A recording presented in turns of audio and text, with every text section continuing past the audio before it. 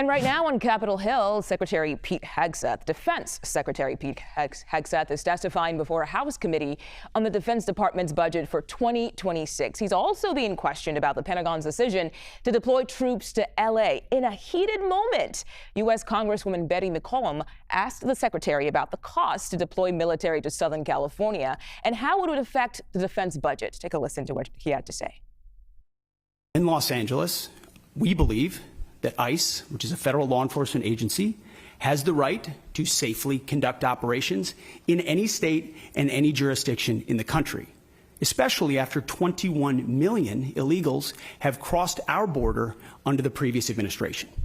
ICE ought to be able to do its job, whether it's Minneapolis or Los Angeles. I have limited time. I asked a budget and they are question. Could the Secretary please address the budget? Thank you. You asked about the situation in Los Angeles, and we believe ICE agents should be allowed to be safe in doing their operations, and we have deployed National Guard and the Marines to protect them in the execution of their duties, because we ought to be able to enforce immigration law. Let's bring in CBS News Pentagon reporter Ellie Watson for much more. Ellie, thanks for joining us today. We just heard a snippet of what we're seeing in that hearing. What has stood out to you so far? Well, Defense Secretary Pete Hegseth has not shed much more light on what the National Guard and Marines are tasked with in L.A. He has followed the same mandate we've heard from defense officials, which is that those members of the military, members of the Marines, members of the Guard will be there to protect federal property and protect federal personnel. On the budget, he owes an IOU to Betty McCollum on how this will impact the budget, where this money for deploying these forces will come from. It's one of a number of IOUs Secretary Hegseth has made during this hearing because the Defense Department has not released a detailed budget request, has not submitted a detailed budget request. Now, out of all of the committees on the Hill, the House Appropriations Committee, Subcommittee on Defense, is the most interested in the weeds of the budget. And without a detailed budget, some of the questions will have to veer from the budget, but that's okay because this is the first time the Secretary is appearing before a committee on Capitol Hill since his confirmation hearing. So there are a lot of pent-up questions about the parade, LA, Signal Gate, you name it.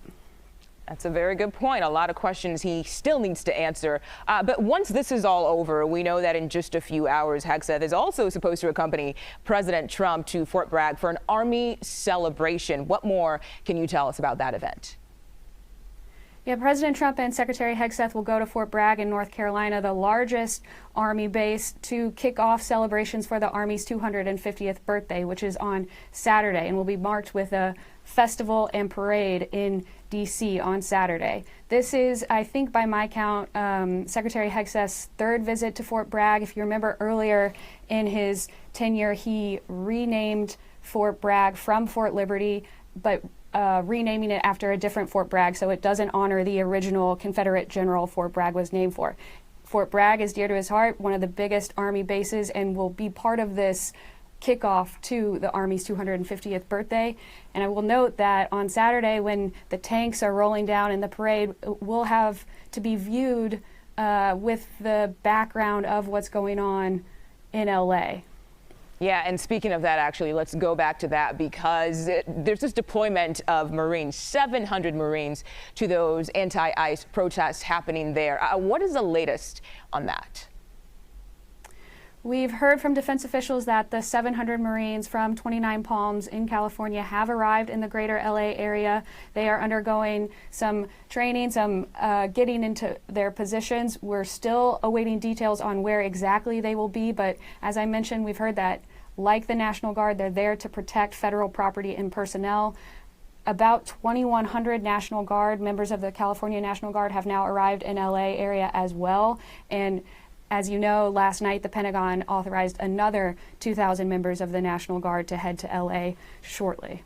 Yeah, we'll see what happens today, including with those protests and also with the Marines and troops too. Ellie Watson, thank you so much for your time today.